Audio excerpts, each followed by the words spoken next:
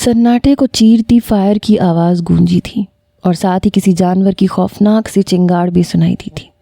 وہ جو پہلے ہی حواس باختہ سی ڈری سہمی نظروں سے ارد گرد کا جائزہ لے رہی تھی، اس اچانک افتاد پہ بے ساختہ بکھلا کے ایک طویل و عریض چیخ اس کے منہ سے برآمد ہوئی، اور پھر اس چیخ کا گلا بڑی بے دردی سے اس کے منہ پہ ہاتھ رکھ کے گھونٹ دیا گیا، اور ساتھ ہی انگریزی میں نہایت سفاک لہجے میں کہا گیا، خبردار کوئی حرکت کی یا آواز نکالی جان سے مار دوں گا۔ اور وہ بیچاری تو پہلے ہی اتنی سہمی ہوئی تھی، باقی کسر اس کے سفاک لہجے نے نکال دی۔ اس سے تو خوف کے مارے پیچھے مڑ کے یہ تک نہ دیکھا گیا کہ اسے دھمکانے والا جلاد آخر ہے کون۔ وہ بدستور اس کے منہ پہ ہاتھ رکھے اسے گھسیٹتا چند قدم پیچھے ہٹا اور پھر دور لا کے زور سے زمین پہ پٹکتا ہوا بولا، بغیر کوئی آواز نکالے یہاں لیٹی رہو، پہلے میرا سارا پلان چوپٹ کر دیا ہے، اگر ذرا سی بھی آواز نکالی تو چھوڑوں گا نہیں۔ آئلہ بیچاری تو اتنی پتھریلی اور کھردری زمین پہ پٹخے جانے پہ اپنے بازو سے نکلتا خون دیکھتی ہی رہ گئی، اور وہ دوبارہ آگے بڑھ گیا۔ اس کی آنکھوں سے بے اختیار آنسو نکلے۔ یا اللہ، یہ کس جرم کی سزا ہے؟ اتنا ویران اور خوفناک جنگل اور اتنے خوفناک آدمی سے پالا پڑا، یا اللہ مدد فرما۔ وہ خاموشی سے آنسو بہاتی اپنی چوٹیں سہلا رہی تھی جب وہ واپس آتا دکھائی دیا۔ آئلہ نے اسے دور سے اپنی سمت آتے دیکھا تو نئے سرے سے سہم گئی۔ اس کی خوفناک سی دھمکی اسے بری طرح خوفزدہ کر گئی۔ تمہاری وجہ سے میری اتنے دنوں کی محنت ضائع ہو گئی اسٹوپڈ گرل، میرا دل چاہ رہا تمہارا گلا دبا دوں۔ تمہاری اتنی بے تکی سی چیخ مارنے کی تمہیں ضرورت کیا تھی؟ اگر اتنی ڈرپوک ہو تو اس جنگل میں کیا کر رہی ہو؟ جا کے اپنے گھر بیٹھو آرام سے۔ وہ اس کے اوپر کھڑا اسے گھورتا ہوا بول رہا تھا، انداز ایسے تھا جیسے کچا چبا جانا چاہتا ہو۔ 3 دن سے اس کی طاق میں تھا، آج جا کے یہ سنہری موقع میرے ہاتھ آیا تھا، پر تم پتہ نہیں کہاں سے نازل ہو گئی۔ نہ یوں فضول طریقے سے چیختی، نہ وہ چونکتا۔ صرف تمہاری وجہ سے میرا نشانہ چوک گیا اور گولی اس کی ٹانگ میں لگی۔ وہ بری طرح سے اس پہ برس رہا تھا اور وہ خاموشی سے آنسو بہانے میں مصروف تھی۔ پتہ نہیں جھاڑیوں میں کہاں چھپ گیا ہے، زخمی شیر کو تو یوں چھوڑا بھی نہیں جا سکتا۔ اب تو میرے بجائے وہ میری طاق میں ہوگا، آخر اسے اپنے زخمی کیے جانے کا انتقام بھی تو لینا ہے۔ وہ خود کلامی کرنے میں مصروف تھا، کچھ سوچتے ہوئے وہ اپنے آپ سے باتیں کر رہا تھا، اور وہ رونا دھونا بھول کے بس زخمی شیر کے نام پہ دہل گئی۔ اس کی خوف سے پھیلی آنکھوں پہ نظر پڑی تو طنزیہ مسکراہٹ چہرے پہ سجا کے بولا، تم تو اپنی خیر مناؤ، کیا پتہ میرے بجائے تم اس کے ہتھے چڑھ جاؤ۔ بڑا یار ہے، 3 دن سے مجھے نچا کے رکھا ہوا ہے، کچھ تمہیں بھی سزا ملے یوں بے موقع چیخنے کی۔ اور پھر اس کے جواب کا انتظار کیے بنا وہ آگے بڑھ گیا۔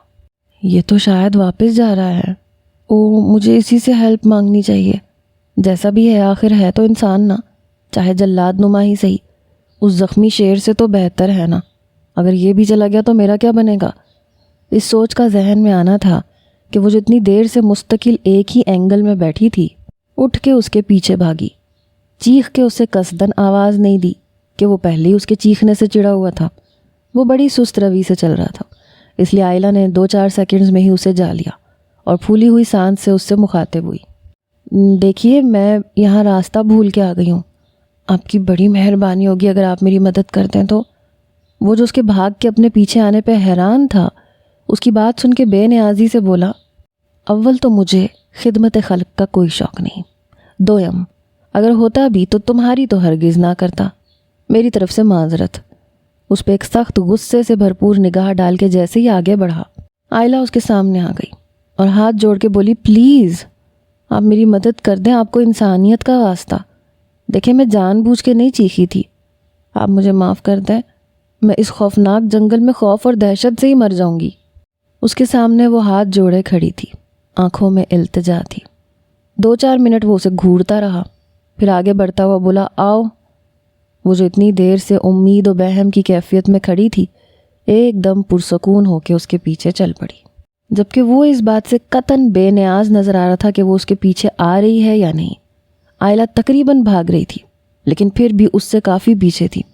بھاگتے بھاگتے اس کی ٹانگیں بری طرح شل ہو گئی تھیں، سانس پھول گیا تھا، لیکن وہ پھر بھی بھاگ رہی تھی، یوں جیسے اسے خوف ہو کہ وہ اسے چھوڑ کے چلا جائے گا۔ اسے شاید ایسے بھاگتے دوڑتے آدھا گھنٹہ گزر گیا تھا جب وہ ایک جیپ کے پاس جا کے رک گیا۔ ڈرائیونگ سیٹ پہ بیٹھ کے اس نے ساتھ والی سیٹ کا دروازہ کھولا۔ عائلہ کے بیٹھتے اس نے جیپ فل اسپیڈ میں دوڑانی شروع کر دی۔ اسے شاید ہر کام تیز رفتار کرنا پسند تھا، تیز چلنا، گاڑی تیز چلانا اور تیز آواز میں بول کے سامنے والے کو دہلانا۔ اس کی طرف تو اس نے سرسری نظر سے بھی نہیں دیکھا تھا، جبکہ وہ چوری چوری کتنی بار اس کی طرف دیکھ چکی تھی۔ Black jeans, black jacket, long shoes, کندھے سے لٹکتی رائفل، جیکٹ کی جیب میں ٹھونسا ریوالور اور پینٹ کی جیب میں اڑسا خنجر۔ وہ شاید کوئی پروفیشنل شکاری تھا، اس لیے اس کے جیپ چلانے کا انداز اور اس کے چہرے کے تاثرات بتا رہے تھے کہ وہ اس جگہ اور یہاں کے حالات سے مکمل آگاہی رکھتا ہے۔ عائلہ کے دل کو کچھ اطمینان ہوا۔ شکر ہے درست بندے کے پاس پہنچ گئی، اگر یہ بھی میری طرح انجان آدمی ہوتا تو میں تو گئی تھی کام سے۔ وہ اس کا مکمل جائزہ لینے کے بعد سوچ رہی تھی۔ اسی وقت جیپ ایک جھٹکے سے رکی۔ اس سے کچھ بھی کہے بغیر وہ ایک جھٹکے سے جیپ سے نیچے اترا اور سامنے نصب خیمے کا پردہ ہٹا کے اندر چلا گیا۔ وہ اس کی بدتمیزی پہ کھول کے رہ گئی۔ اتنا بیہودہ اور بدتمیز انسان ہے نا، اگر مدد کر ہی دی تھی تو کچھ انسانیت کا ثبوت تو دے دے۔ وہ وہیں جیپ میں بیٹھی جل رہی تھی۔ جب یوں ہی بیٹھے بیٹھے 10-15 منٹ گزر گئے اور وہ دوبارہ باہر نہ نکلا تو مجبوراً وہ خود جیپ سے نیچے اتری اور بن بلائے مہمان کی طرح خیمے میں داخل ہو گئی۔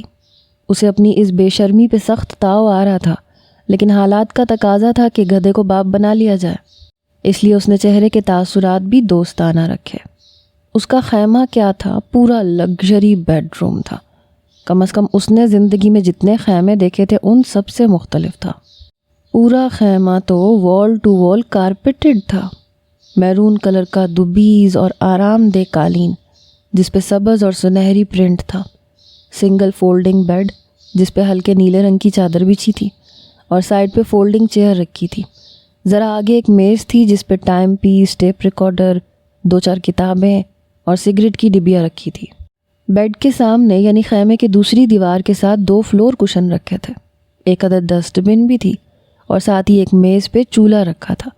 اسی میز پہ 2-4 برتن اور کچھ کھانے پینے کا سامان بھی نظر آ رہا تھا۔ یا اللہ، یہ کوئی نواب صاحب ہیں یا شکاری؟ اتنے شاہانہ انداز میں تو کسی کو شکار کرتے نہیں دیکھا۔ یہ صاحب تو لگتا ہے یہاں مستقل قیام فرماتے ہیں۔ وہ اس کی آمد کا نوٹس لیے بنا اپنے لیے چائے بنانے میں مصروف تھا۔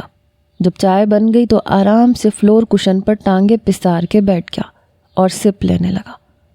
اپنی اتنی انسلٹ پہ اسے سخت غصہ آ رہا تھا، لیکن کوئی اور جائے پناہ نہیں تھی، اس لیے مجبوراً خود کو گھسیٹتی ہوئی وہیں قالین پہ سمٹا کے بیٹھ گئی۔ وہ بڑی مشکل سے خود کو سمجھا رہی تھی اور اپنی انا اور اونچی ناک کو تھپک تھپک کے سلا رہی تھی۔ ذرا سوچو، اگر یہ نہ ملتا تو کیا ہوتا؟ وہ زخمی شیر تو کب کا مجھے چیڑ پھاڑ چکا ہوتا۔ ان حالات میں اس کا ملنا بھی غنیمت ہے۔ وہ مسلسل خود کو سمجھا رہی تھی اور وہ بڑی خاموشی کے ساتھ اسے خود سے جنگ کرتے دیکھ رہا تھا۔ جب چائے پی چکا تو وہی فلور کشن پہ سر رکھ کے لیٹ گیا۔ عائلہ نے 2-4 بار سر اٹھا کے اس کی طرف دیکھا، لیکن اس کی بند آنکھوں سے پتہ نہیں چل رہا تھا کہ سو رہا ہے یا جاگ رہا ہے۔ کافی دیر گزر گئی۔ وہ جب اس کے ساتھ آئی تھی تو 4:30 بج رہے تھے اور اب 6 ہو رہے تھے۔ صبح سے وہ جتنی مشکل حالات کا سامنا کر رہی تھی اب تھک کے نڈھال ہو چکی تھی اور کچھ غنودگی بھی طاری ہو رہی تھی۔ وہ نیند کو بھگانے کی پوری کوشش کر رہی تھی، لیکن اس خیمے کا آرام دہ ماحول اسے کامیاب نہیں ہونے دے رہا تھا۔ اس کا دل چاہ رہا تھا کہ وہ ایک کپ چائے بنا کے پی لے، لیکن ایسا کرنا اس کے لیے جوئے شیر لانے کے مترادف تھا، اسی لیے خود پہ ضبط کر کے بیٹھی رہی اور پھر نہ جانے کب بیٹھے بیٹھے ہی سو گئی۔ گھٹنوں میں منہ دیے وہ گہری نیند میں سو رہی تھی جب اچانک کسی چیز کے گرنے سے اس کی آنکھ کھل گئی۔ ایک دم ہڑبڑا کے سر اوپر اٹھایا، نیند سے بوجھل آنکھیں کھول کے دیکھا تو وہ چولہے کے پاس کھڑا نظر آیا۔ شاید اس کے ہاتھ سے کوئی برتن گرا تھا۔ عائلہ نے گھڑی کی طرف دیکھا تو وہ 9 بجا رہی تھی۔ وہ جب سے آئی تھی اسی زاویے پہ بیٹھی تھی۔ ٹانگیں بری طرح اکڑ گئی تھی، ہاتھ پاؤں ٹھنڈے برف ہو رہے تھے۔ اچانک اسے محسوس ہوا کہ اسے شدید قسم کا چکر آ رہا ہے۔ وہ جب ٹانگیں سیدھی کرنا چاہ رہی تھی، شدید کمزوری کے باعث ایسا بھی نہ کر پائی۔ اسے خیال آیا کہ اس نے صبح سے ایک قطرہ پانی کا بھی نہیں پیا، اور اگر تھوڑی دیر تک کچھ نہ کھایا پیا تو وہ بے ہوش ہو جائے گی۔ اتنی سخت بھاگ دوڑ اس نے کب کی تھی زندگی میں، اور وہ بھی خالی پیٹ، لہٰذا اس کا نڈھال ہو جانا فطری تھا۔ وہ اوپنر سے ٹن ڈبہ کھول رہا تھا، پھر شاید اس نے اس میں سے خشک مچھلی کے ٹکڑے نکالے، فرائی کرنے لگا۔ بھوکے پیٹ کو کھانے کی خوشبو نے پاگل کر دیا۔ وہ ندیدوں کی طرح اس کی طرف دیکھتی رہی، لیکن وہ تو یوں لگ رہا تھا جیسے وہ یہاں اکیلا ہو، اسے اس کے وجود سے کوئی سروکار نہیں تھا۔ شاید اپنے خیال میں وہ اسے اپنے ساتھ لا کر کافی سے زیادہ احسان کر چکا تھا، لہٰذا مزید کسی مروت اور مہمانداری کی ضرورت نہیں تھی، اس لیے اس کی طرف ایک دوستانہ مسکراہٹ تک نہ پھینکی اور اپنے کام میں مصروف رہا۔ مچھلی فرائی ہو گئی تو بریڈ کے ایک سلائس پہ مچھلی، دوسرے پہ چیز سلائس رکھ کے 3 سینڈوچز تیار کیے، انہیں بہت پیار سے پلیٹ میں رکھا اور اپنے لیے کپ میں کافی مکس کرنے لگا۔ جب کافی تیار ہو گئی تو وہ دونوں چیزیں لے کر وہیں اس کے پاس فلور کشن پہ آ کے بیٹھ گیا، کہنے لگا تم کھاؤ گی؟ اور اس کی تو یہ حالت تھی کہ اس سے چھین کے کھا جاتی۔ خالی پیٹ ساری انا ونا بھول گئی۔ آج اس نے جانا کہ بھوک کتنی بڑی بلا ہے، شاید اسی لیے لوگ پیٹ کی خاطر کچھ بھی کرنے کو تیار ہو جاتے ہیں۔ بمشکل اپنے لڑکھڑاتے اور چکراتے وجود کو سنبھالتے ہوئے آگے بڑھی اور اس کی آفر کے جواب میں بغیر کسی تکلف کے پلیٹ میں سے ایک سینڈوچ اٹھایا اور یوں کھانے لگی جیسے اس کے چھن جانے کا خطرہ ہو۔ وہ اپنا کھانا چھوڑ کے بہت غور سے اسے دیکھنے لگا، جو ایتھوپیا کے قحط زدگان میں سے کوئی لگ رہی تھی۔ 2-3 نوالوں میں اس نے اپنا سینڈوچ ختم کر لیا، مگر ایک سینڈوچ سے تو اس کا آدھا پیٹ بھی نہیں بھرا تھا۔ اس نے پلیٹ اس کے آگے کی تو اس نے فوراً دوسرا سینڈوچ اٹھا کے کھانا شروع کر دیا۔ اس وقت بھوک کے سوا کوئی بات یاد نہ رہی۔ وہ بیچارہ جو اپنے سینڈوچ میں سے ایک نوالا لے چکا تھا، وہ بھی اس کے سامنے رکھی پلیٹ میں رکھ دیا اور اپنے بیگ میں سے بسکٹوں کا ایک پیکٹ نکال لایا۔ جب تک اس نے پیکٹ کھولا وہ بڑے اطمینان سے 3 سینڈوچز کھا چکی تھی۔ اس نے پیکٹ سامنے کیا تو وہ شرمندہ سی ہو گئی۔ پیٹ میں اناج گیا تو ساری شرم بھی یاد آ گئی۔ اسے اپنے ندیدے پن اور بے اختیاری پہ افسوس بھی ہوا۔ بسکٹوں کی طرف ہاتھ بڑھائے بغیر وہ یوں ہی سر جھکائے بیٹھی رہی۔ تو وہ بولا اگر کافی پینی ہے تو خود اٹھ کے بنا لو، مجھ سے یہ امید مت رکھنا کہ میں تمہاری مہمانداری کروں گا۔ لہجہ اچھا خاصا اکھڑ اور روڈ قسم کا تھا، لیکن اس کے لہجے پہ ناراض ہونے کے بجائے وہ اس کی بات پہ حیران رہ گئی کہ وہ اس سے اردو میں بات کر رہا تھا۔ آپ پاکستانی ہیں؟ وہ کچھ جوش اور خوشی سے بھرپور لہجے میں بولی تو وہ اپنے مخصوص اکھڑ لہجے میں بولا، کیوں تمہیں جاپانی نظر آتا ہوں کیا؟ فضول اور احمقانہ سوالات سے مجھے سخت چڑ ہوتی ہے۔ وہ بسکٹ کھاتا ہوا بدتمیزی سے بولا تو وہ کھول کے رہ گئی۔ اس جنگلی کو تو بات کرنے کی بھی تمیز نہیں ہے، اسے تو یہ بھی نہیں معلوم کہ خواتین کا احترام بھی کوئی چیز ہوتی ہے۔ وہ سوچتی رہی اور کافی پیتے ہوئے دوبارہ وہ اس سے لاتعلق ہو چکا تھا۔ اس نے تو اس سے یہ بھی نہیں پوچھا کہ وہ کون ہے اور اتنے خوفناک جنگل میں کیا کر رہی ہے۔ اس کا انداز ایسے تھا جیسے قطعاً لاپرواہ ہو۔ اگر وہ ہے تو ٹھیک ہے، اگر وہ نہیں ہے تو بہت اچھی بات ہے۔ پھر وہ اٹھا، پلیٹ اور کپ وہیں چولہے کے پاس رکھا اور باہر چلا گیا۔ کافی دیر ہو گئی۔ جب وہ واپس نہ آیا تو آئلہ کو گھبراہٹ شروع ہو گئی۔ وہ بے اختیار خیمے سے باہر نکل آئی۔ ارد گرد پھیلا اندھیرا خوف کو 2 چند کر گیا۔ سوائے دور دراز سے آتی چیخوں کے کچھ سنائی نہیں دے رہا تھا۔ عجیب و غریب آوازیں جانے کس جانور کی تھیں یا کسی اور چیز کی۔ وہ خوف سے سن کھڑی رہ گئی۔ چاروں طرف پھیلی تاریکی اور گھنا جنگل جس میں وہ اس وقت اکیلی تھی۔ اس نے خوف زدہ ہو کے رونا شروع کر دیا۔ تبھی اسے اپنے نزدیک قدموں کی چاپ سنائی دی تو اس کے منہ سے بے اختیار چیخ نکل گئی۔ کیا مصیبت ہے؟ تمہیں چیخنے چلانے کے علاوہ کچھ نہیں آتا؟ عجیب قسم کی لڑکی ہو۔ وہ اسے بری طرح سے ڈانٹتا چلاتا خیمے میں گھس گیا اور وہ آنسو پونچھتی اس کے پیچھے چلی آئی۔ اس کی تمام تر بدتمیزی کے باوجود اس کے ہونے سے ایک عجیب تحفظ کا احساس ہو رہا تھا۔ ایک دم سارا خوف زائل ہو گیا تھا۔ اس نے اندر آ کے ایمرجنسی لائٹ آف کر دی اور کمبل تان کے لیٹ گیا۔ وہ کچھ دیر تو کھڑی اسے دیکھتی رہی، پھر وہیں قالین پہ دونوں فلور کشنز ملا کے ان کے اوپر لیٹ گئی اور دوپٹہ پوری طرح کھول کے خود کے اوپر اوڑھ لیا۔ بھلا ہو اس فیشن کا، اس نے خود ہی سے کہا، ورنہ ٹھنڈی زمین میں ٹھٹھر کے مر جاتی۔ لیٹے ہوئے بھی چند منٹ ہوئے تھے کہ آس پاس آتے جانوروں کی آوازیں اسے خوفزدہ کر رہی تھیں۔ ایسے لگ رہا تھا سب جنگل کے جانور مل کے رو رہے ہیں۔ گھپ اندھیرا، ویران جنگل۔ اس کے ذہن میں عجیب سے وسوسے آنے لگے۔ سنیں، آپ سو گئے ہیں کیا؟ اپنے خوف کو کم کرنے کے لیے بے اختیار پوچھ بیٹھی۔ وہ جو منہ دوسری طرف کیے نیم غنودگی میں تھا جھنجھلا گیا۔ آپ سونے دیں گی تو سوں گا، فرمائیں اب کیا تکلیف ہے؟ منہ دوسری طرف کیے وہ جل کے بولا تھا۔ اس کا لہجہ نظر انداز کر کے اپنی پریشانی بتانے لگی۔ ہم یہاں محفوظ تو ہیں نا؟ ایسا نہ ہو ہم سو رہے ہوں اور کوئی جانور درندہ اندر گھس آئے، کوئی سانپ بچھو اندر گھس آئے۔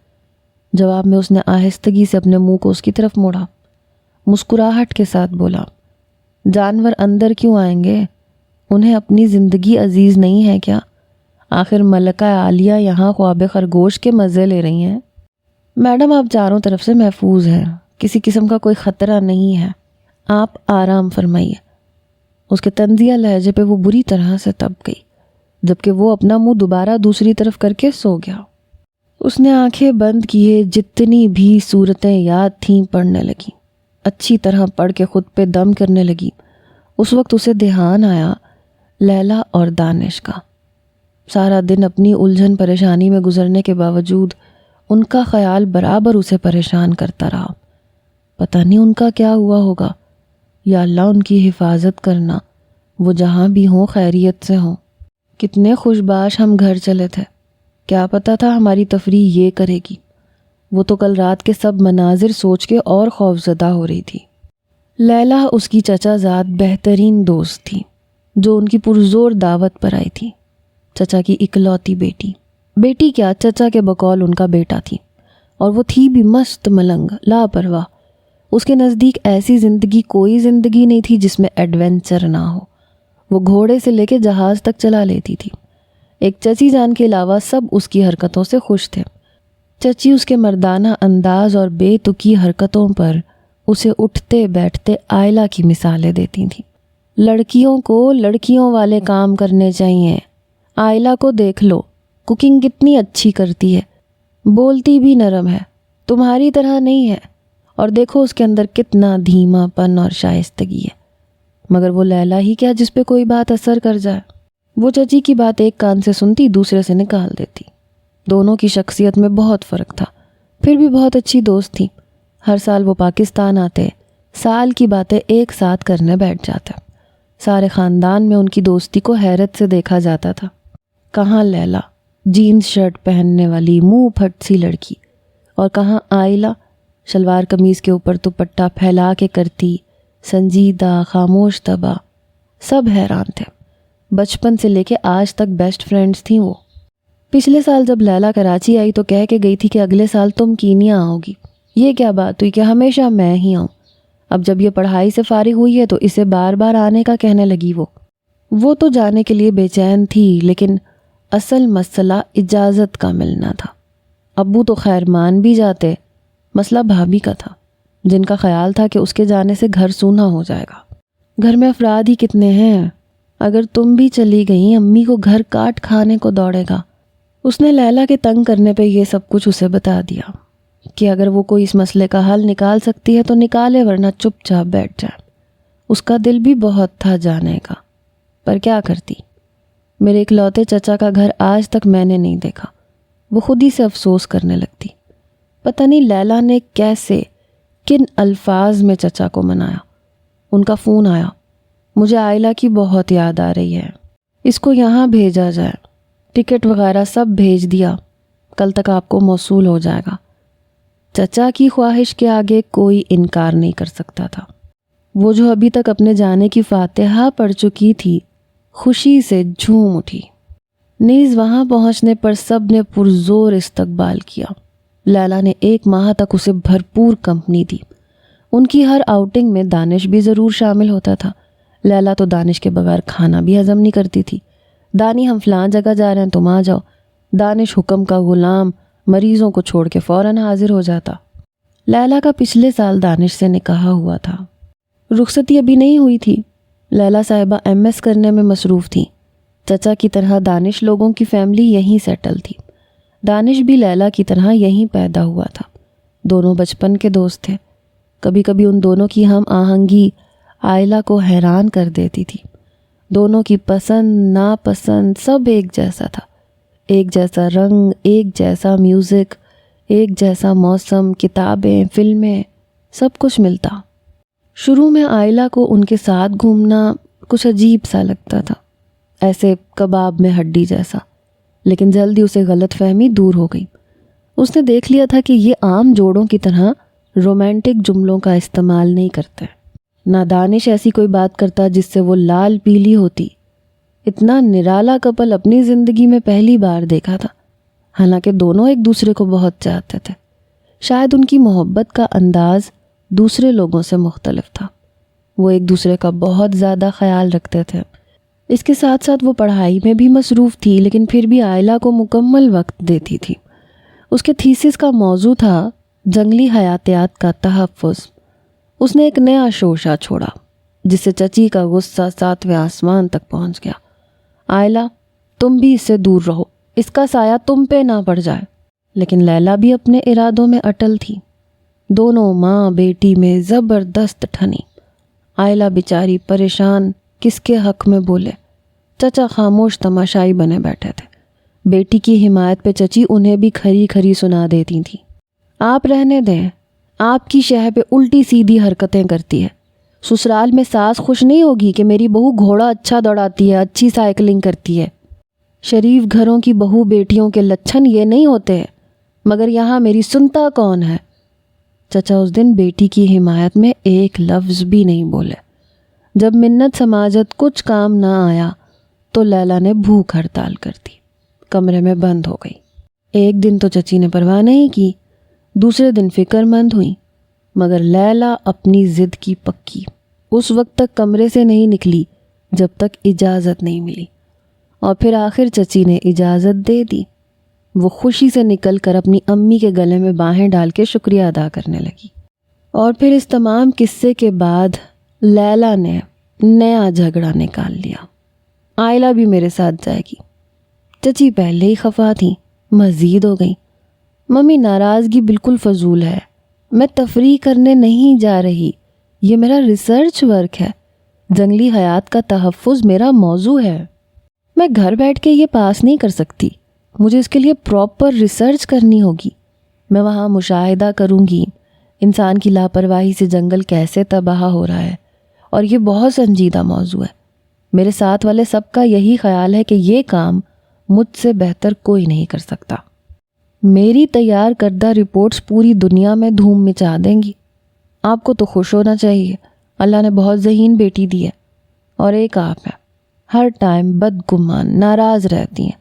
آئلہ کو ساتھ اس لیے لے کے جا رہی ہوں کہ مجھے 2-3 دن لگ جائیں گے اور یہ گھر میں بور ہوگی، اس بہانے تفریح ہو جائے گی، یہ اور دانش بھی گھوم پھر لیں گے۔ افریقہ کے جنگلات پوری دنیا میں مشہور ہیں۔ آخر کار اجازت مل گئی۔ دانش بھی ساتھ ملا ہوا تھا کہ بغیر پریشانی کے اسے جانے دیں، کیونکہ وہ اکیلی نہیں ہوگی، وہ بھی ساتھ ہوگا۔ اور وہ کسی خوفناک جنگل کا دورہ نہیں کرنے جا رہے تھے۔ وہاں خرگوش، جنگلی بلیوں، چوہوں، پرندوں کے علاوہ ہرن ہوں گے۔ چچی جان اپنے اکلوتے داماد کو کیسے ناراض کر سکتی تھی؟ لہٰذا چہرے سے ناراضگی کے آثار مٹا کر آئلہ اور لیلا کو جانے کی اجازت دے دی۔ وہ تو خود ہی پہلے سے ہی لیلا کے ساتھ جانا چاہ رہی تھی، چچی کے خوف سے شوق کا اظہار نہیں کیا تھا۔ اجازت ملنے کی دیر تھی، اس نے خوشی خوشی شال سویٹر رکھ لی اور سرے شام وہ روانہ ہو گئے۔ دانش اور لیلا اگلی نشست پہ تھے، وہ پیچھے ان کے ساتھ باتوں میں شریک تھی۔ لیلا سارا وقت ان لوگوں کو برا بھلا کہتی رہی جو جنگل اجاڑ کے قدرت کے نظام میں خلل ڈالتے ہیں۔ اس کا بس چلتا شکاریوں اور سوداگروں کو پھانسی دلوا دیتی۔ عام آدمی اس بارے میں نہیں سوچ سکتا۔ درخت، پہاڑ، جانور سب مل کے جنگل بناتے ہیں۔ شاید ہم اپنے بچوں کو بتائیں کہ بیٹا ہمارے زمانے میں ایسا جانور ہوتا تھا، چیتا کہلاتا تھا۔ جیسے آج ہم ڈائنوسور کے بارے میں پڑھتے ہیں، سنتے ہیں، اس کو آج جنگل کے جانوروں کے علاوہ کسی ٹاپک پہ بات کرنا اچھا نہیں لگ رہا تھا۔ دانش بھی پتہ نہیں اس کا دل رکھنے کے لیے یا سچ میں دلچسپی لے رہا تھا، پوری رات سفر کرتے رہے، کبھی دانش ڈرائیو کرتا، کبھی لیلا۔ وہ تھوڑی دیر سو کے تازہ دم ہو چکی تھی، پھر ان دونوں کے ساتھ گفتگو میں شریک ہو گئی۔ لیلا کی کسی بات پہ کہا لگاتے ہوئے اسے لگا جیسے گاڑی پوری قوت سے کسی چیز سے ٹکرائی۔ لیلا اور اس کے منہ سے بلند چیخ نکلی۔ اس سے پہلے کہ وہ سنبھلتے، گاڑی نے 2-3 کلا بازیاں کھائیں۔ ذہن معوف ہو چکا تھا۔ گاڑی کی کلا بازی سے دروازہ کھل گیا اور وہ کسی بال کی طرح اچکتی ہوئی جا کے زمین پہ گری۔ بے ہوش ہونے سے پہلے اس نے جو منظر دیکھا، گاڑی کسی کھائی میں جا کے گری تھی۔ اس کے بعد اسے ہوش نہیں رہا، دماغ مکمل تاریکی میں ڈوب گیا۔ اسے ہوش آیا تو کتنی دیر پتھریلی زمین پہ پڑی رہی۔ اس کے سر کے عین اوپر سورج اپنی شعاعیں بکھیر رہا تھا۔ وہ 10-15 منٹ یوں ہی پڑی رہی، پھر اچانک یاد آیا کہ ان لوگوں کے ساتھ کیا گزری تھی۔ وہ ایک دم اٹھ بیٹھی، پتہ نہیں کسی کی دعا لگی یا معجزہ ہوا، اتنی بری طرح گرنے کے باوجود کوئی زیادہ چوٹیں نہیں آئی تھیں۔ کوہنیاں تھوڑی چھل گئی تھیں، ابھی بھی خون رس رہا تھا، گھٹنے معمولی زخمی ہوئے تھے۔ وہ اپنی چوٹیں نظر انداز کر کے بھاگتی ہوئی اس کھائی تک آئی جہاں گاڑی گری تھی۔ نیچے جھک کے دیکھا تو رونگٹے کھڑے ہو گئے۔ وہ کھائی تو اس کے تصور سے بھی گہری تھی۔ اچھی طرح نظریں دوڑائیں کہ گاڑی کے کوئی آثار ملے، نہ گاڑی نہ ان دونوں کا کچھ اتا پتا۔ بہت فکر مندی کے ساتھ سوچتے ہوئے تھوڑی دیر گزری ہوگی، اچانک اسے خیال آیا کہ وہ خود کہاں اس وقت موجود ہے، یہ کون سی جگہ ہے اور واپسی کا کون سا راستہ ہے۔ ان سوالات کا آنا تھا کہ وہ ان کو بھول بھال کے خود کی فکر میں پڑ گئی۔ 1 ماہ میں تو اسے وہاں کے بارے میں کچھ بھی پتہ نہیں تھا۔ وہ بس کسی بھی طرح شہری آبادی میں پہنچ جانا چاہتی تھی۔ وہ نہیں جانتی تھی کہ پوری رات سفر کر کے وہ کس قصبے میں آئے تھے۔ اٹکل سے چلتی رہی، چلتے چلتے اس کے پاؤں شل ہو گئے، یہاں تک کہ شام کے آثار ہونے لگے۔ وہ بری طرح سے بے بس ہو کے وہیں بیٹھ کے رونے لگی۔ اسے لگ رہا تھا وہ یوں ہی جنگل میں بھٹکتی رہے گی، واپسی کا راستہ نہیں ملے گا، شاید اب کبھی اپنے گھر والوں سے مل نہیں پائے گی۔ وہ بہت رو رہی تھی، جنگل میں جہاں نہ آدم تھا نہ آدم زاد۔ یہ سوچ کے ہی وحشت ہو رہی تھی کہ یہاں رات کیسے گزرے گی۔ رات تو خود ہی خوفناک ہوتی ہے، اوپر سے جنگل۔ وہ تو بہت ڈرپوک لڑکی تھی، جو کتے بلیوں سے ڈر جاتی تھی، ہر جانور سے ڈرتی تھی۔ وہ تو اکیلے کمرے میں سونے سے ڈرتی تھی۔ عین اسی وقت اس نے ایک فائر کی آواز سنی۔ وہ بری طرح خوفزدہ ہو کے چیخ پڑی، اور پھر اسے وہ مل گیا جو کم سے کم انسان تو تھا۔ وہ اپنی خوش قسمتی پہ خدا کا شکر ادا کر رہی تھی جس نے اتنے ویرانے میں ایک جیتا جاگتا انسان ملا دیا۔ تمام رات اس نے عجیب کیفیت میں گزاری، کبھی آنکھ لگ جاتی، کبھی کھلتی، کبھی اچانک خوفزدہ ہو کے بیٹھ جاتی۔ رات کا نہ جانے کون سا پہر تھا جب اس کی آنکھ گاڑی کے اسٹارٹ ہونے سے کھلی۔ اس نے آنکھیں پھاڑ کے دیکھا، مگر اندھیرا پھیلا ہوا تھا، ابھی صبح بھی نہیں ہوئی تھی۔ وہ بدحواس ہو کے بغیر دوپٹہ اوڑے باہر نکل آئی۔ سناٹے کو چیرتی ہوئی گاڑی دور جا رہی تھی۔ وہ پوری رفتار سے گاڑی کے پیچھے بھاگی۔ سنیں پلیز، رک جائے، میری بات سنیں پلیز، وہ چیخ کے آوازیں دینے لگی۔ اس وقت جب سارا جنگل سویا ہوا تھا، کوئی آواز، کوئی آہٹ نہ تھی۔ اس کی آواز کسی باز گشت کی طرح جنگل میں پھیل رہی تھی۔ اس نے گاڑی روک لی، مگر واپس نہیں آیا۔ وہ خود بھاگتی ہوئی گاڑی تک پہنچی۔ آپ اتنی رات کو مجھے اکیلا چھوڑ کے کہاں جا رہے ہیں؟ وہ اسٹیئرنگ پہ ہاتھ رکھے بیزار بیٹھا تھا۔ محترمہ، صبح کے 4 بج رہے ہیں، رات کب کی ختم ہو چکی ہے، اور جہاں تک اکیلے چھوڑ کے جانے کا سوال ہے، میں نہیں سمجھتا کہ میں نے ایسا کوئی وعدہ کیا تھا کہ آپ کو اکیلا نہیں چھوڑ کے جاؤں گا۔ اتنی کم ہمت اور بزدل تھیں تو اس جنگل میں کیا کرنے آئی تھیں؟ وہ نکھرے نکھرے کپڑے پہنے کل کی نسبت کافی فریش لگ رہا تھا۔ پتہ نہیں 4 بجے نکلنے کے لیے وہ خود کب جاگا تھا۔ آپ میری مدد کریں پلیز، آپ مجھے یہاں کے کسی بھی شہری قصبے میں پہنچا دیں، میں آپ کا یہ احسان زندگی بھر نہیں بھولوں گی۔ وہ اپنے اکھڑ پن کو کچھ کم کرتے ہوئے بولا، اس وقت مجھے جانا ہے، واپس آؤں گا تو تمہارے اس مسئلے پہ بات کریں گے۔ وہ جیپ اسٹارٹ کرنے لگا۔ وہ اس کے پریشان چہرے پہ نظر ڈال کے اس سے مخاطب ہوا۔ کچھ کھانا پینا ہو تو وہاں اندر کالے کلر کا بیگ رکھا، اس میں کھانے پینے کا سامان ہے، اور اس کے علاوہ میری کسی چیز کو چھیڑنے یا گھسنے کی ضرورت نہیں ہے۔ ہاتھ منہ دھونا ہو تو ہمارا شاہی حمام وہ رہا۔ اس نے اشارے سے نظر آتی جھیل دکھائی، اور یہ جا وہ جا۔ وہ کچھ دیر جیپ کو دیکھتی رہی، جب نظروں سے اوجھل ہو گئی تو واپس خیمے میں آ گئی۔ کچھ دیر یوں ہی پریشان بیٹھی رہی۔ اس نے کہا تو ہے مدد کرے گا، پریشانی سے کچھ نہیں ہوگا، بہتر ہے ہاتھ منہ دھو کے کچھ کھا پی لوں۔ خود کو سمجھاتی ہوئی اٹھ کے کھڑی ہوئی، جھیل کی طرف آ گئی۔ صبح کا اجالا ہلکا ہلکا پھیلنا شروع ہو گیا تھا۔ چڑیوں کی چہچہاہٹ، ٹھنڈی پرسکون ہوا اسے کچھ دیر تمام فکروں سے غافل کر گئی۔ اللہ نے دنیا کتنی خوبصورت پیدا کی ہے، درخت، پھل، پھول، بہتا صاف پانی۔ وہ کتنی دیر کھڑی وہاں کا حسن دیکھتی رہی۔ چرند پرند خدا کی حمد و ثنا میں مصروف تھے۔ وہ جھیل کے ٹھنڈے پانی سے ہاتھ منہ دھونے لگی۔ اس کی طبیعت ایک دم حشاش بشاش سی ہو گئی تھی۔ وضو کر کے خیمے میں آ گئی۔ نہ قبلے کا پتہ تھا نہ نماز کے ٹائم کا، لیکن وہ اللہ کے حضور نیت کر کے کھڑی ہو گئی۔ نماز پڑھ کے اللہ سے اپنی پریشانی سے نجات کی دعا کی۔ اپنے لیے چائے بنانے کا سوچا، چولہے کے پاس گئی۔ وہ شاید جلدی میں اپنے لیے چائے بنا کے گیا تھا، اس لیے چائے کے کپ سب ایسے ہی پڑے تھے۔ برتن دھونے کا تو کوئی انتظام نہیں تھا۔ وہ اس کے بتائے ہوئے کالے بیگ کی طرف بڑھی تاکہ کپ اور پتی وغیرہ نکال سکے۔ بیگ میں خشک میوہ جات کافی تھے، چینی، پتی، خشک دودھ بھی تھا، مگر کپ اور نہیں تھا۔ مجبوراً وہ واپس جھیل تک گئی، وہاں سے کپ دھو کے لائی۔ چائے کے ساتھ اس نے رات کا کھلا بسکٹ کا پیکٹ اٹھا لیا۔ 4 بسکٹ اور چائے کا کپ پی کے اس نے اللہ کا شکر ادا کیا، جس نے ویرانے میں اس کی خوراک کا بندوبست کر دیا تھا۔ ناشتے سے فارغ ہو کے اس نے برتن دھو کے واپس رکھ دیے۔ اس کے بعد بستر کی چادریں جھاڑیں، کمبل طے کیے۔ وہ شاید اس کے بے آرام ہونے کے خیال سے سب کچھ ایسے ہی چھوڑ گیا تھا۔ سب کام کر کے گھڑی دیکھی تو آدھا گھنٹہ ہی آگیا ہوا تھا۔ وہ منع کر کے گیا تھا، مگر اکیلے کیسے رہتی۔ میز پہ پڑی کتاب اٹھا کے پڑھنے لگی۔ شکاریات کے متعلق وہ بمشکل سے 10 منٹ پڑھ پائی۔ اس کے بعد ٹیپ ریکارڈر آن کیا۔ اس میں بولے جانے والی زبان سے وہ قطعی ناآشنا تھی۔ باہر نکل کے آس پاس تفریح کا لطف نہیں لے سکتی تھی۔ اگر راستہ بھول گئی تو کیا ہوگا؟ ساتھ جنگل ہے، کوئی جانور ٹکرا گیا تو کیا ہوگا؟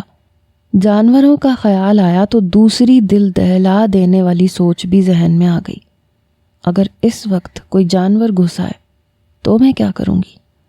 وہ دل کو ہر طرح بہلانے لگی کہ وہ شکاری ہے، اسے یہ جگہ محفوظ لگی ہے تو خیمہ لگایا ہے یہاں یقیناً کوئی خطرہ نہیں ہے۔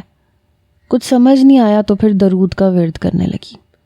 صبح سے دوپہر، دوپہر سے شام وہ وہیں بیٹھی رہی۔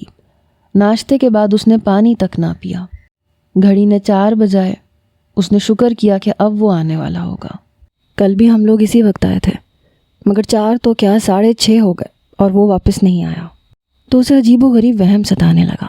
وہ اسی شیر کا شکار کرنے گیا ہے، اس نے خود سے کہا، اور اگر وہ خود اس شیر کا شکار بن گیا تو کیا ہوگا؟ میں یہاں بیٹھی اس کا انتظار کرتی رہوں گی۔ اس خیال کا آنا تھا کہ وہ پورے خشوع و خضوع کے ساتھ اس کی سلامتی کی دعا مانگنے لگی۔ 2 نفل پڑھ کر اس کے لوٹنے کی دعا مانگ رہی تھی کہ جب جیپ رکنے کی آواز آئی۔ شکر ہے خدایا، وہ اپنی دعاؤں کی قبولیت پہ خوش ہوئی۔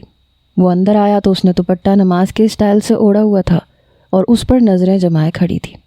شکر ہے آپ واپس آ گئے، میں تو بہت پریشان ہو گئی تھی۔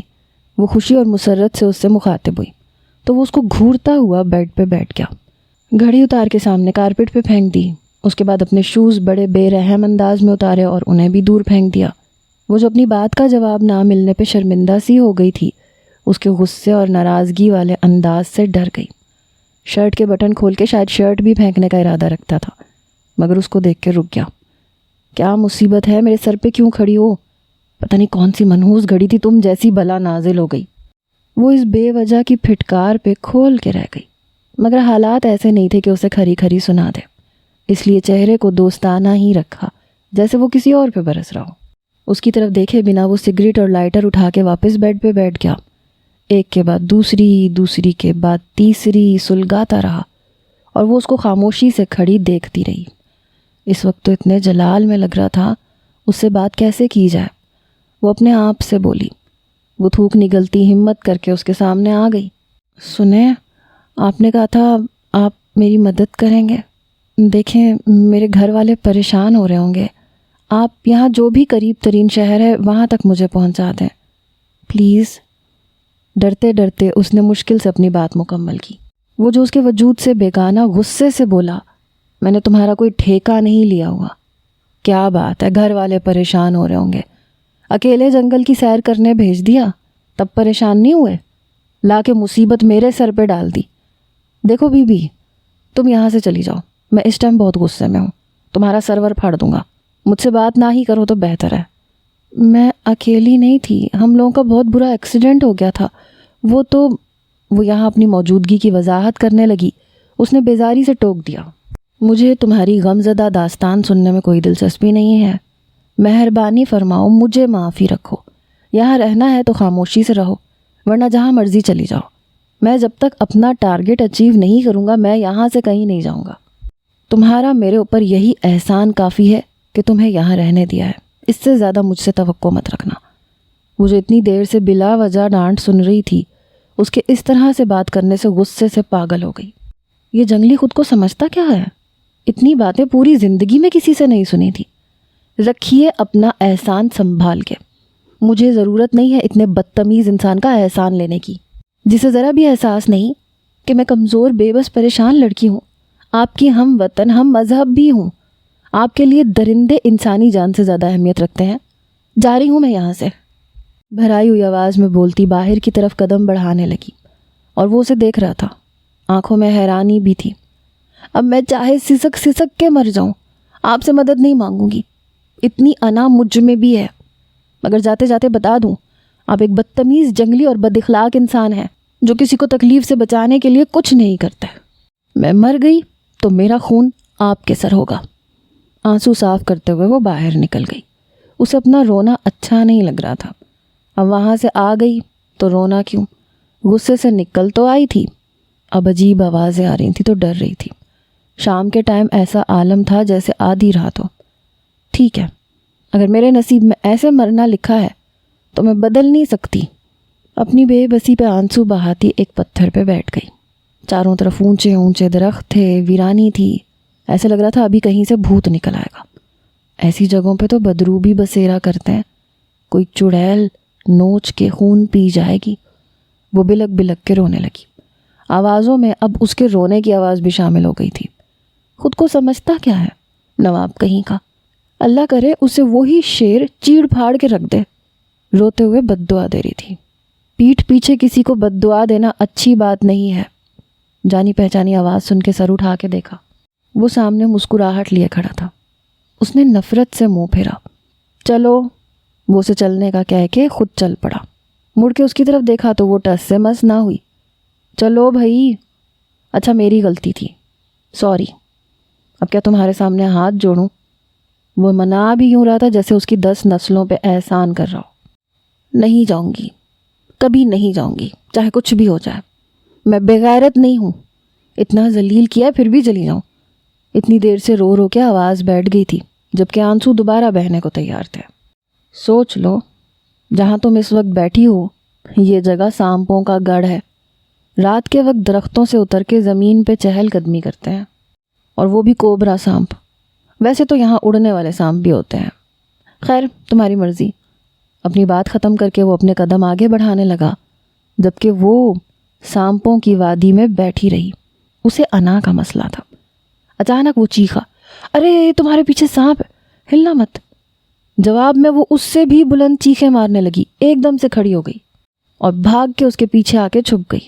مضبوطی سے اس کی قمیض پکڑ کے اس پتھر کو دیکھنے لگی جس پہ وہ بیٹھی ہوئی تھی۔ کہاں ہے سانپ؟ مجھے نظر نہیں آ رہا۔ پتہ نہیں کہاں گیا، ابھی تو یہیں تھا۔ خیر جانے دو، ہمیں کیا، چلو چلیں۔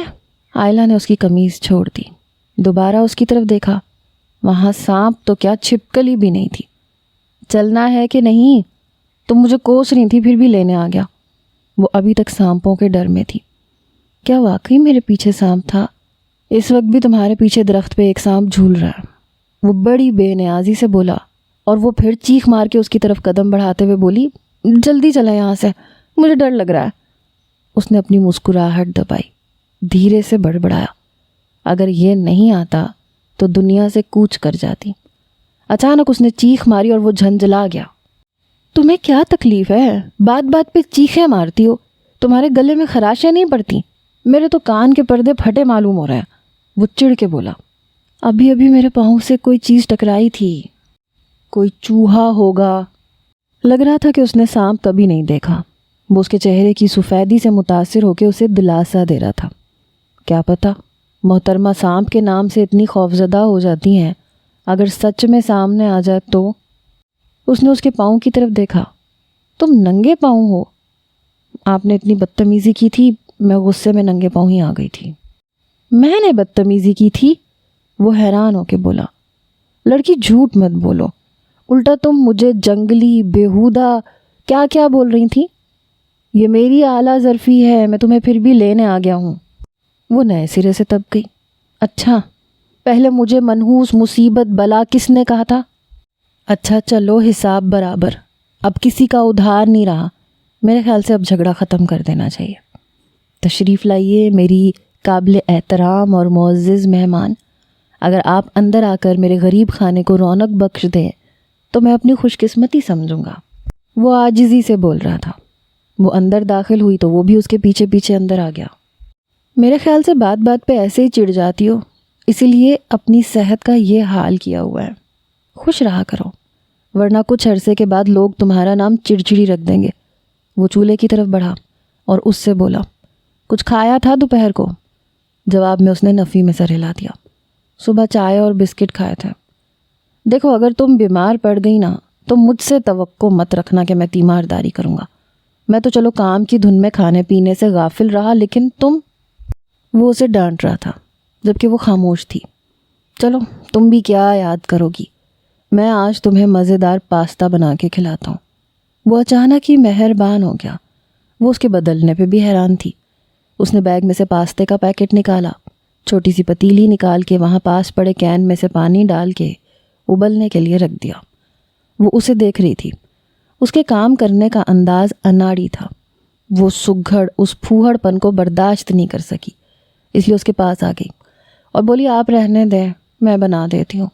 جواب میں اس نے کندھے اچکائے، موسٹ ویلکم۔ یہ کام بھی میرے لیے دنیا کا مشکل ترین کام ہے۔ اگر عبداللہ یہاں ہوتا آپ اس کے ہاتھ کا کھانا کھا کے خوش ہو جاتی، مگر افسوس۔ وہ چولہے سے ہٹ گیا۔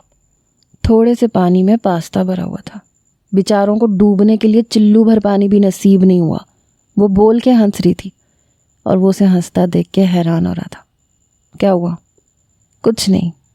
پھر اس نے اوپر سے تھوڑا پاستا نکال دیا اور بولی، اگر آپ کی اجازت ہو تو آپ کے بیگ میں سے نمک لے سکتی ہوں؟ جو چاہے لے لو، کھانا جلدی کھلا دو، تمہیں ثواب بھی ملے گا۔ پورے دن کا بھوکا ہوں میں، مزید کسر تمہاری منتیں کروانے نے پوری کر دی۔ وہ خود ہی بیگ میں سے نمک نکال کے لے آیا اور پوچھنے لگا، اور کچھ چاہیے؟ ہاں ایسا کریں، مچھلی اور مشرومز کا ایک ڈبہ لے آئیں۔ سامان کا تفصیلی جائزہ تو وہ صبح لے چکی تھی۔ وہ بڑی سعادت مندی سے دونوں چیزیں لے آیا اور خود ہی اسے کھول کے بھی دے دی۔ پاستا بوائل ہو گیا ہے، اس کا پانی کہاں پھینکوں؟ تو وہ بولا، لاؤ میں باہر پھینکا ہوں۔ وہ اس ٹائم بڑا ہی اچھا بچہ بنا ہوا تھا۔ اسے شدید بھوک لگی ہوئی تھی، اس ڈر سے اسے نہیں دیا کہ پانی کے ساتھ سب کچھ ہی نہ پھینک دے۔ وہ خود ہی اٹھا کے باہر لے گئی، وہ بھی اس کے پیچھے پیچھے تھا۔ پھر وہ جتنی دیر مشروم اور مچھلی کو بھونتی رہی وہ بھی ساتھ کھڑا رہا۔ فرائی کرنے کے بعد اس نے چیزیں مکس کی پتیلی میں اور پلیٹ میں نکالنے لگی تو وہ گہری سانس لیتا ہوا بولا، خوشبو تو بڑی زبردست آ رہی ہے۔ وہ پلیٹ اس کے ہاتھ میں پکڑا کے اپنے لیے ڈالنے لگی فرائنگ پین میں، کیونکہ یہاں سب چیزیں ایک ایک تھیں، چمچ بھی ایک۔ وہ اپنی پلیٹ پکڑ کے کارپیٹ پہ بیٹھا اس کا انتظار کر رہا تھا۔ اپنے لیے اس نے پتی کے ڈبے میں سے چمچ نکال لیا، پھر اس سے ذرا فاصلے پہ بیٹھ گئی۔ وہ بڑی رغبت سے کھانے لگا۔ بڑے دنوں بعد اسے کوئی ڈھنگ کا کھانا ملا تھا۔ وہ کھانے کی تعریف کر رہا تھا، خالی پلیٹ کر کے اور نکال کے لے آیا جبکہ وہ کھا پی کے فارغ ہو چکی تھی۔ کیا ہوا، تم اتنی جلدی کھا چکی؟ وہ حیران ہوا۔ کل اس کا ندیدہ پن اپنی آنکھوں سے دیکھ چکا تھا. اور لونا اتنا تھوڑا سا کھایا ہے. وہ شاید خلوص سے بول رہا تھا مگر آئلہ کو لگا کہ کل کے حوالے سے طنز کر رہا ہے. میں اتنا ہی کھاتی ہوں, شکریہ. اس کے جواب میں وہ خاموش ہو کے کھانا کھانے لگا. اس نے سوچا اسے اپنے حالات اب تفصیل سے سنا دینے چاہیے تاکہ اسے پتہ چلے کہ میں ایسی ویسی لڑکی نہیں ہوں. کل تو میں پورا دن بھوکی پیاسی جنگل میں بھٹکتی رہی تھی. لیلا کی نیچر نے سب کو مروا دیا. وہ بھی ٹھیک سے بات کر بھی نہیں پائی تھی کہ اس نے بوریت سے ٹوک دیا. ظاہر ہے کوئی ایکسیڈنٹ ہی ہوا ہوگا. شوق میں تو تم یہاں نہیں پھر رہی تھی. اس ذکر کو رہنے دو. وہ دوسری بار اس کے اوپر گزری بات سننے سے روک چکا تھا. اس کا پورا منہ کھلا دیکھ کے وہ ہنس دیا. دیکھو اس میں ناراض ہونے کی کوئی بات نہیں ہے. میں تھوڑا عجیب ہوں. کسی کی تکلیف نہیں دیکھی جاتی. اب آپ کی کہانی بھی دردناک آہوں سسکیوں والی ہوگی. اس وقت میرا رونے کا موڈ نہیں ہے اور اس وقت تم سناؤ گی تو پھر تم خود بھی روگی. پہلے بھی 20-25 لیٹر پانی آپ نے آنکھوں سے بہا دیا ہے. عجیب آدمی ہیں آپ. آپ کو میرے بارے میں کوئی تجسس ہی نہیں. میں کون ہوں, کہاں سے آئی ہوں. وہ پلیٹ رکھنے کے لیے کھڑا ہوا اور کہنے لگا اچھا یہ بتاؤ کافی میں بناؤں یا تم. اس نے بات ہی بدل دی. وہ فوراً کھڑی ہو گئی. میرے لیے بغیر شکر کے بلیک کافی. جب کافی بن گئی تو کپ اس کے ہاتھ سے لے کے وہ سیدھا ہو کے بیٹھ گیا. وہ اپنے لیے گلاس میں ڈال کے لے آئی تھی. دوسرا کشن گھسیٹ کے اس کے پاس بیٹھ گئی. کافی کا پہلا گھونٹ لے کے وہ بولا لڑکی اس میں کوئی شک نہیں, تم کھانا اور کافی بہت اچھی بناتی ہو. میرا نام لڑکی نہیں ہے, میں آئلہ ہوں. وہ بار بار لڑکی سن سن کے تنگ آ گئی تھی. اوہ آئلہ, میں بھی کتنا بھلکڑ ہوں. اخبارات میں آئے دن آپ کی نیوز چلتی رہی, بس ذہن سے نکل گیا. اس کی آنکھوں میں شرارت تھی. آئلہ نے اس کے بعد اس کے ساتھ کوئی بات نہیں کی. کافی پی کے گلاس اٹھا کے میز پہ رکھا اور واپس کشن پہ بیٹھ گئی. وہ اس کی خاموشی کو انجوائے کر رہا تھا. میرا خیال ہے اب سونا چاہیے. وہ کھڑا ہو کے جمائی لیتے ہوئے بولا. پھر اس کے جواب کا انتظار کیے بغیر بیڈ پہ لیٹ گیا اور ہاتھ بڑھا کے لائٹ بھی بند کر دی. ایمرجنسی لائٹ جسے چارجنگ کی شدید ضرورت تھی. جیسے ہی گل ہوئی گھپ اندھیرا ہو گیا. اس نے کوئی چیز اس کی طرف اچھالی اور کہنے لگا یہ لے لو. وہ جو ابھی وہیں بیٹھی ہوئی تھی ہاتھ لگا کے دیکھا تو اس نے کمبل دیا تھا. اس دن موسم اچھا تھا مگر رات کو سردی تھی. کل رات بھی وہ ٹھٹھراتی رہی تھی. پہلے اسے دل تھا کہ انکار کر دے, پھر خیال آیا کہ یہ تکلف اسے سردی میں مار دے گا, اس لیے چپ کر کے کمبل اپنے گرد لپیٹ لیا. اس کے کمبل میں سے پیاری سی اور سانسوں کو تازہ کر دینے والی خوشبو آ رہی تھی.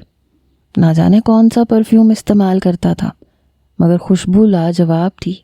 وہ خوشبو محسوس کرتے ہوئے آنکھیں بند کر کے سونے لگی تو اس کی آواز آئی. میں تمہیں کل صبح ہی چھوڑ آتا ہوں. اپنے دوستوں سے شرط لگائی تھی اور اپنی شکست کو بھول گیا, مگر یہاں مسئلہ یہ ہے کہ اب اس کا شکار میری ضد نہیں میرا مسئلہ بن گیا ہے, کیونکہ کئی جانوں کے تحفظ کا بھی سوال ہے. ہم تو بس شکار کرنے چلے آئے تھے. اس کی چالاکی سے میرے سب دوستوں نے سرنڈر کر دیا اور چلے گئے, مگر میں نے ہار نہیں مانی. مجھے ہار سے نفرت ہے. ان کے جانے کے بعد میں مشن میں ڈٹ گیا. پاس والے گاؤں گیا تو پتہ چلا کہ ایک عورت اور 2 بچے اس کا لقمہ بن چکے ہیں. وہ سب لوگوں کے لیے شدید خطرہ ہے. اسے ختم کرنا بہت ضروری ہے. اس روز وہ میرے شکنجے میں آ گیا تھا. تم نے چیخ مار کے کھیل بگاڑ دیا. آج بھی سارا دن اس کی تلاش میں مارا مارا پھرتا رہا. مایوس ہو کے آ گیا. امید ہے تم میری بات سمجھ گئی ہوگی. آئلہ جواب میں خاموش رہی. تو وہ بولا کچھ تو فرمائے آئلہ اکرام صاحبہ. اس کے نام پہ زور ڈال کے بولا. میں نے آپ کی تمام تقریر سن لی محترم وقار احمد صاحب. وہ ہنس پڑا. اتنے اندھیرے میں دکھائی نہیں دیا. آواز ہنسی کی آئی تھی. بہت خوب. ویسے تم نے میرا نام کیسے معلوم کر لیا؟ آپ کا تازہ انٹرویو سنا تھا وہیں سے. اسے ادھار رکھنا نہیں آتا تھا اس لیے بول گئی. وہ بے ساختہ بولا تم نے پڑھا تھا میرا انٹرویو؟ تبھی میں سوچ رہا تھا تم مجھ سے امپریس کیوں ہو. ویسے آپ سڈنی میں آ کے دیکھو میں کتنا مشہور ہوں. وہاں کی میگزین میں میرے مکالمے چھپتے ہیں. لوگ میرے آگے پیچھے رہتے ہیں. ہاں آپ کو میاں مٹھو بننے کا بہت شوق ہے. وہ چڑ گئی. آئلہ خاتون اسے میاں مٹھو نہیں خود شناسی کہتے ہیں. صرف آئلہ ہوں میں. خود شناسی نہیں، خود پسندی کہتے ہیں۔ گڈ نائٹ بول کے وہ کروٹ بدل کے سو گئی۔ وہ بولا، صرف آئلہ، اگر یہ خود پسندی ہے تب بھی کچھ غلط نہیں۔ آج کے دن کے تمام واقعات سوچ کے نہ جانے کب اسے نیند آ گئی۔ اس کی آنکھ کھلی تو وہ چولہے کے پاس کھڑا تھا، چائے پی رہا تھا، میز پہ موم بتی جلا رکھی تھی۔ اس نے گردن موڑ کے اسے دیکھا تو وہ چائے اور سلائس تیز تیز کھا رہا تھا۔ گیلے بکھرے بال بتا رہے تھے کہ صبح نہایا ہے۔ گھڑی آج بھی کل کی طرح 4 بجا رہی تھی۔ ہلکی نیلی جینز پر سلور ٹی شرٹ پہن رکھی تھی۔ اسے اپنی طرف دیکھتے پایا تو مسکرا کے بولا، سو جاؤ، ابھی بہت صبح ہے۔ وہ خاموش پڑی رہی۔ کپ رکھ کے وہ اپنے بیگ میں سے رائفل، ریوالور نکالنے لگا۔ اس کے بعد شوز پہنے، گھڑی باندھی۔ نکلنے لگا تو وہ اٹھ کے بیٹھ گئی۔ کہنے لگی، اور اگر وہ 1 ہفتہ آپ کے قابو میں نہیں آیا تو آپ ہفتہ بھر یہیں رہو گے؟ ہفتہ کیا، اگر وہ سال بھر بھی نہ آیا تو میں یہیں رہوں گا۔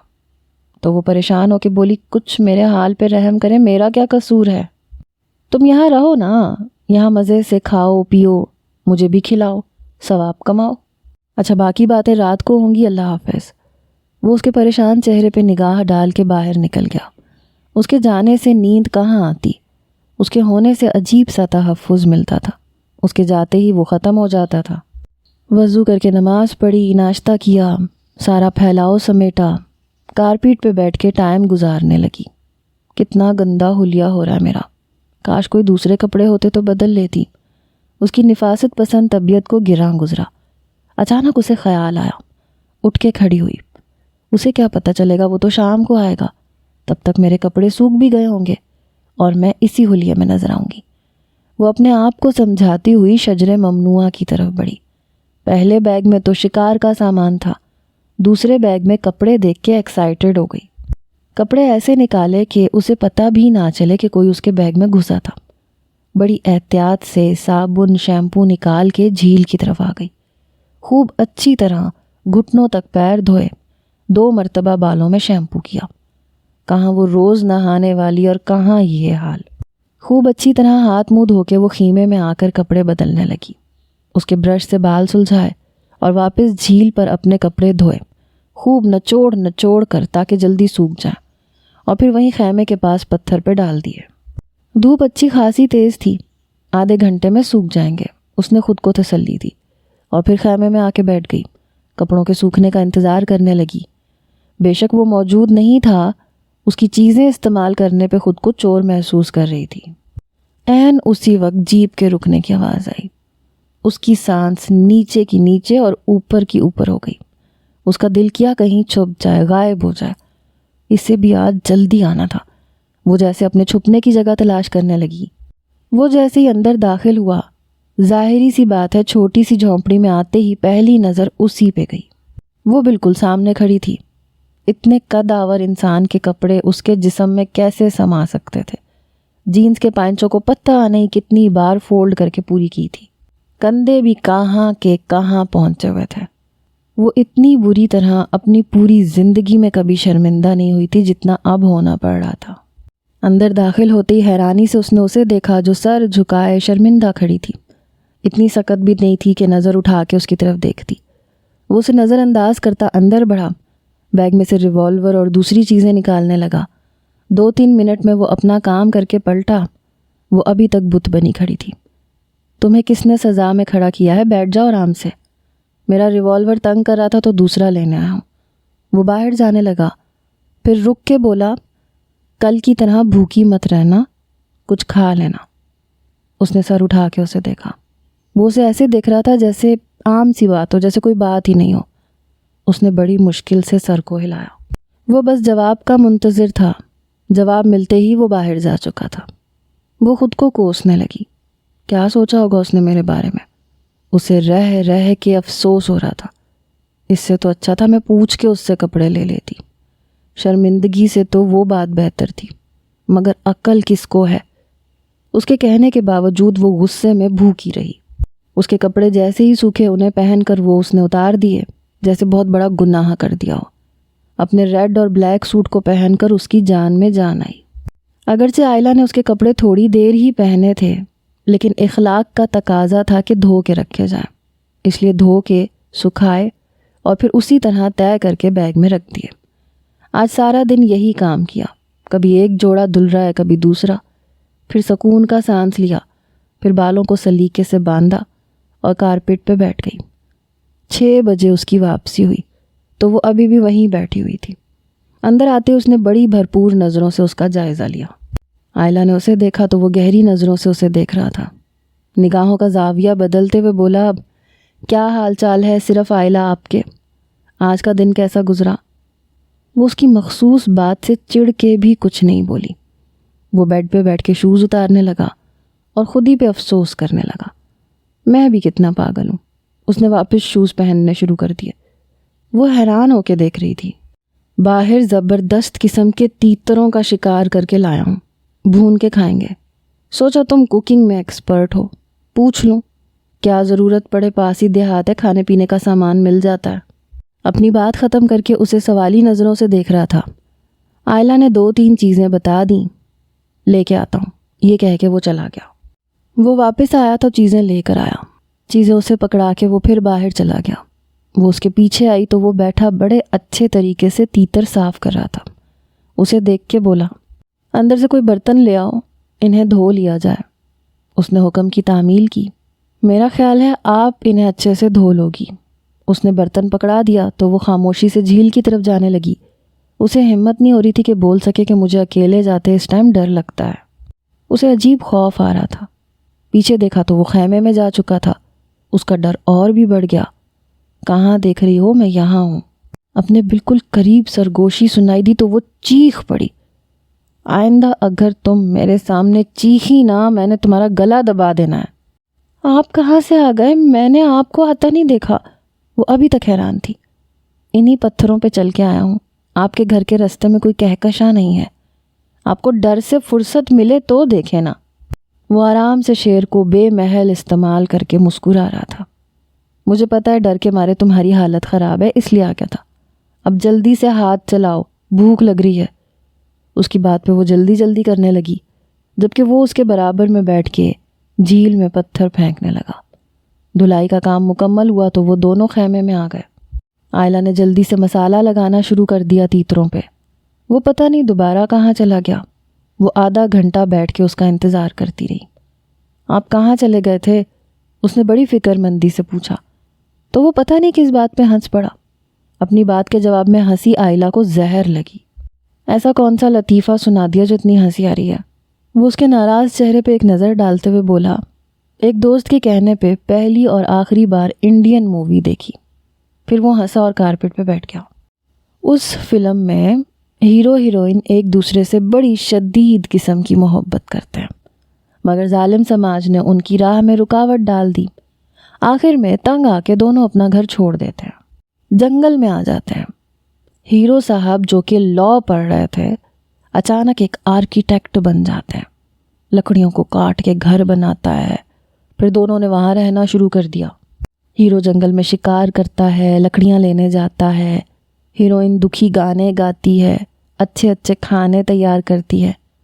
میں نے دوست سے کہا کہ یہ جنگل میں کیسے رہ رہے ہیں، نہ بندہ نہ بندے کی ذات، بے تکی فلم ہے۔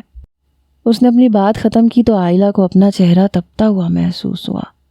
وہ اتنا آؤٹ اسپوکن ہوگا اس کے وہم و گمان میں بھی نہیں تھا۔ گوشت کو کیا چولہے پہ تل لوں؟ وہ اس کی بات کو بدلنے کے لیے بولی، کیا تم ان فلموں کی باتوں پہ یقین کرتی ہو؟ میں فلمیں نہیں دیکھتی۔ وہ بغیر دیکھے آگے بڑھ گئی اور خواہ مخواہ تیتروں کو الٹ پلٹ کرنے لگی۔ ابھی جب تم یہاں بیٹھ کے میرا انتظار کر رہی تھیں تو وہی برسوں پرانی دیکھی فلم یاد آ گئی۔ وہ بھی اس کے پاس آ کے کھڑا ہو گیا۔ جی نہیں، میں آپ کا انتظار نہیں کر رہی تھی، حد ہوتی ہے خوش فہمی کی۔ وہ زبردستی ہنسی۔ تمہیں نہیں لگتا ہم گھر سے بھاگے ہوئے ہیرو ہیروئن کی طرح ہیں؟ وہ اس کی بات پہ چڑ گئی۔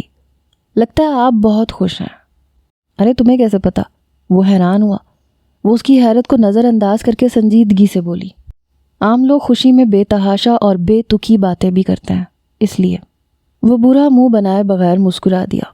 تمہارا خیال بالکل ٹھیک ہے، اب جلدی سے بتاؤ میں خوش کیوں ہوں؟ آپ کی خوشی غالباً چیتوں اور شیروں تک ہی محدود ہے، انہی کے مطابق کوئی بات ہوگی۔ مان گئے بھئی تمہاری ذہانت کو۔ اب جلدی سے یہ اٹھا کے باہر چلو، میں نے تمہاری دعوت کا انتظام کیا ہے۔